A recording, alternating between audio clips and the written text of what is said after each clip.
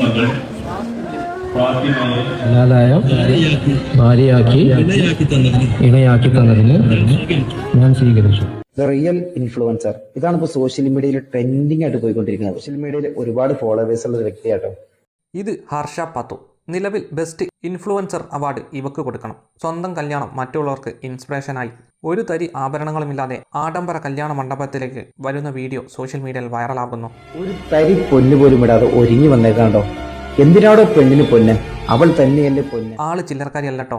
5 ലക്ഷത്തിന് മുകളിൽ ഫോളോവേഴ്സ് ഉണ്ട്. കൂടാതെ മേക്കപ്പ് ആർട്ടിസ്റ്റ്, ഹെന്ന ആർട്ടിസ്റ്റ്, നന്നായിട്ട് ചിത്രവും വരയ്ക്കും. മകൾ ഫാത്തിമയെ ഹലാലായ ഭാര്യയാക്കി കഴിഞ്ഞ ദിവസം വരുന്നു കല്യാണം. ഇപ്പോൾ ഇൻസ്റ്റാഗ്രാം തുറന്നാൽ പാത്തു മാത്രമേ ഉള്ളൂ.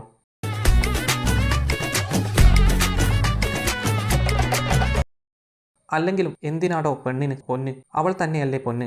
അത് കൗത്തിലൊന്നുമില്ല, കയ്യമ്മയൊന്നുമില്ല, മൈലാഞ്ചി മുടി ഇട്ടിട്ട്. പല പ്രമുഖരുടെയും മകളുടെ കല്യാണം സോഷ്യൽ മീഡിയയിൽ കാണാറുണ്ട്. അതിനൊന്നും കിട്ടാത്ത റീച്ചാണ് ഈ പൊന്നിടാത്ത കല്യാണത്തിന് കിട്ടുന്നത്.